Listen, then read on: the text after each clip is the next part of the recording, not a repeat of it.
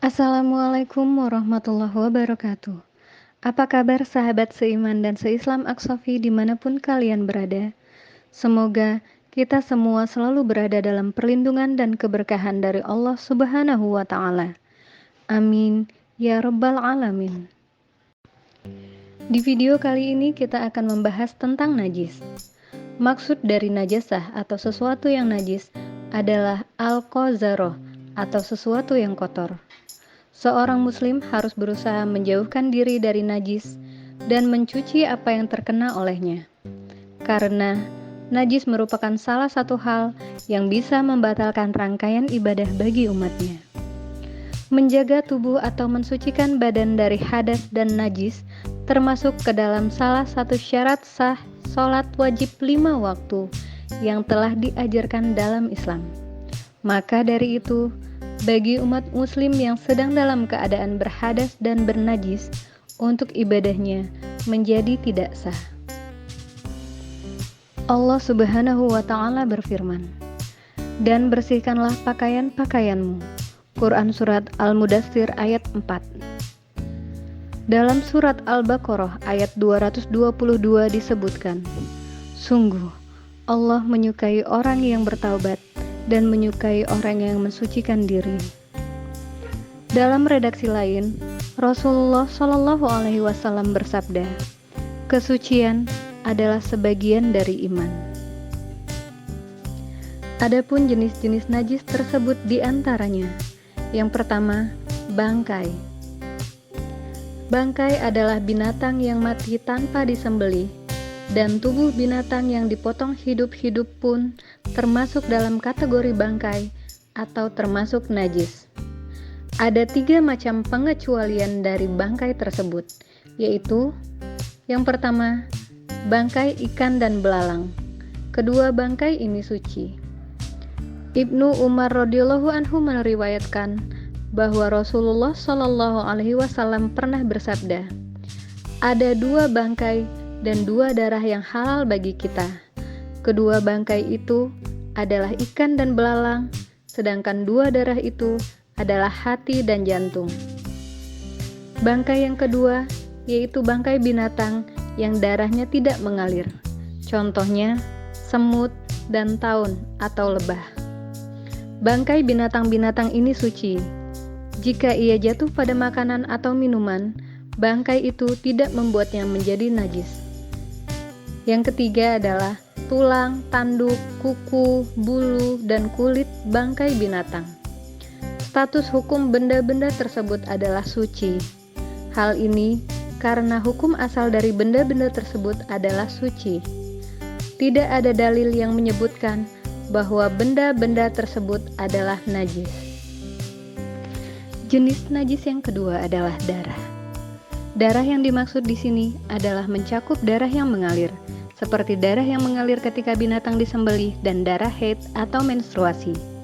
Namun begitu, hukum darah yang jumlahnya sedikit adalah dima'fu atau tidak najis. Berkaitan dengan darah yang ada di dalam seekor kambing yang disembelih atau darah yang mengapung saat daging itu dimasak, Abu Mujlis berkata, "Tidak apa-apa, karena darah yang diharamkan adalah darah yang dialirkan atau masfuh." Hasan radhiyallahu anhu berkata, "Kaum muslimin tetap melaksanakan sholat dalam kondisi luka berdarah. Adapun darah yang keluar dari seekor tubuh nyamuk atau darah yang merembes dari kutu adalah ma'fu atau tidak najis." Abu Mujlis pernah ditanya tentang hukum nanah yang mengenai badan atau baju. Abu Mujlis berkata tidak apa-apa, karena Allah Subhanahu wa Ta'ala hanya menyebut darah dan tidak menyinggung soal nanah.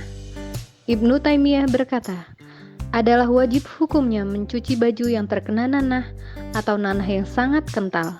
Namun begitu, tidak ada dalil yang menyatakan bahwa semua itu najis. Jenis najis yang ketiga adalah daging babi. Allah Subhanahu wa Ta'ala berfirman, "Katakanlah, tidak kudapati di dalam apa yang diwahyukan kepadaku sesuatu yang diharamkan memakannya bagi yang ingin memakannya, kecuali daging hewan yang mati atau bangkai, darah yang mengalir, dan daging babi." karena semua itu kotor. Quran Surat Al-An'am ayat 145. Ayat ini menegaskan bahwa semua hal di atas tidak baik, tidak sesuai dengan akal sehat, dan hukumnya najis. Jenis najis yang keempat adalah muntah, kencing, dan kotoran manusia. Semua ulama sepakat bahwa hukum 3 benda tersebut adalah najis. Namun, muntah yang jumlahnya sedikit masih dapat dianggap tidak najis. Lalu, ada juga kencing anak kecil yang diringankan hukumnya. Untuk membersihkannya, cukup dengan menyiramnya dengan air yang sedikit. Jenis najis yang kelima adalah wadi. Wadi adalah cairan kental putih yang keluar setelah kencing atau buang air kecil. Menurut kesepakatan para ulama, hukum cairan tersebut adalah najis. Aisyah radhiyallahu anhu berkata, wadi keluar setelah kencing. Seseorang harus mencuci batang zakar dan buah zakarnya, tetapi ia tidak wajib mandi besar. Ibnu Abbas radhiyallahu anhu ketika ditanya tentang hukum wadi dan mazi, beliau berkata, basuhlah zakar dan kedua buah zakarmu, lalu berwudulah seperti jika kau berwudu ketika akan melaksanakan sholat. Jenis najis keenam adalah mazi. Mazi adalah cairan putih kental yang keluar ketika seseorang sedang berfantasi tentang persetubuhan atau ketika seseorang sedang melakukan hubungan intim pra-persetubuhan. Terkadang, seseorang tidak menyadari keluarnya cairan tersebut.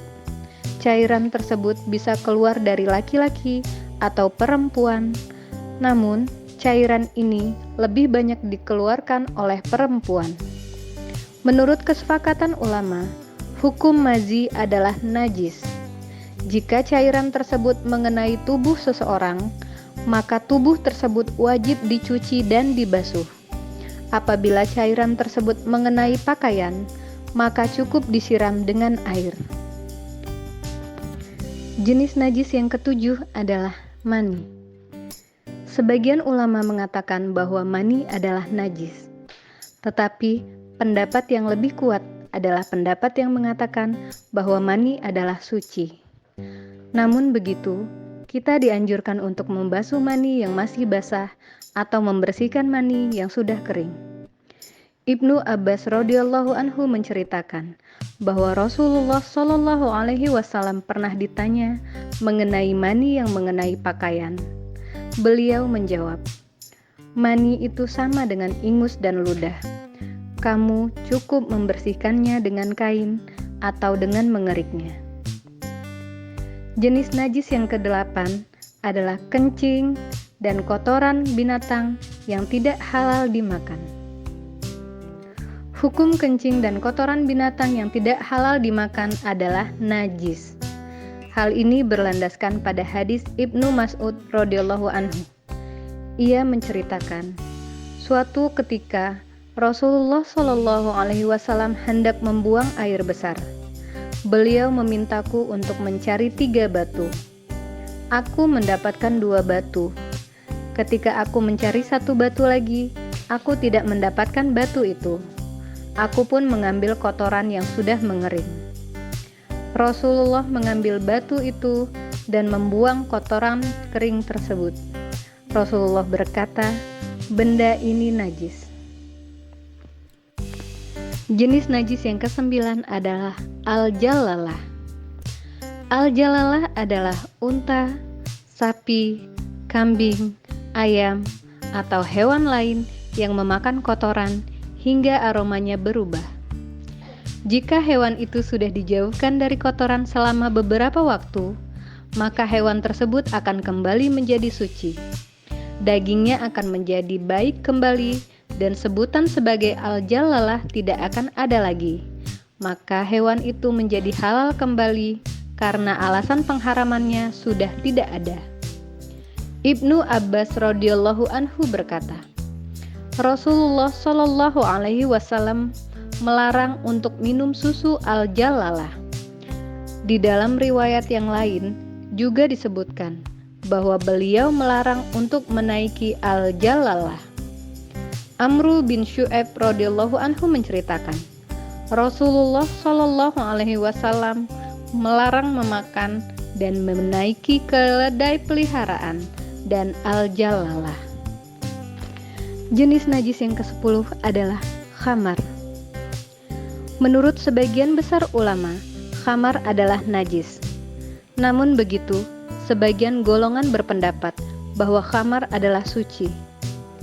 Menurut mereka, kenajisan yang dimaksud adalah najis maknawi. Apalagi hal-hal yang disandingkan dengannya bukanlah sesuatu yang bisa dikatakan sebagai najis secara lahiriah. Allah berfirman, "Maka jauhilah penyembahan berhala, karena berhala itu najis." Quran Surat Al-Hajj ayat 30. Berhala-berhala adalah najis maknawi, tapi bukan berarti sesuatu yang najis untuk menyentuhnya. Di dalam Subul As-Salam disebutkan, hal yang benar merupakan hal yang suci. Hukum pengharaman atas hal itu tidak serta-merta bermakna najis. Ganja adalah haram, tapi ia tidaklah najis. Sebaliknya, segala hal yang najis pastilah haram. Setiap benda najis adalah haram, karena sesuatu yang najis tidak boleh disentuh dalam kondisi apapun. Sesuatu yang hukumnya najis, maka hukumnya jelas-jelas haram. Hal ini berbeda dengan hukum haram. Sutra dan emas haram dipakai laki-laki, tapi keduanya tetaplah suci. Jenis najis yang terakhir adalah anjing. Air liur anjing adalah najis. Adapun mengenai bulu anjing, hukum yang lebih jelas mengatakan bahwa itu suci. Tidak ada dalil yang menyatakan kenajisannya.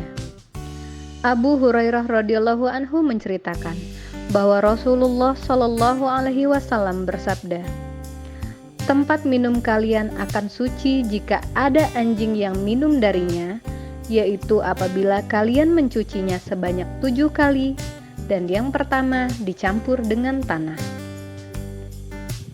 Demikianlah pembahasan tentang klasifikasi najis dalam Islam.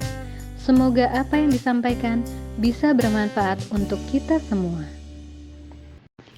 Jangan lupa untuk subscribe channel ini, like, share, dan hidupkan tanda loncengnya agar kalian tidak ketinggalan informasi terbaru seputar dunia Islam. Jika ada salah ataupun hal-hal yang kurang berkenan, saya mohon maaf, dan kepada Allah saya mohon ampun. Wassalamualaikum warahmatullahi wabarakatuh.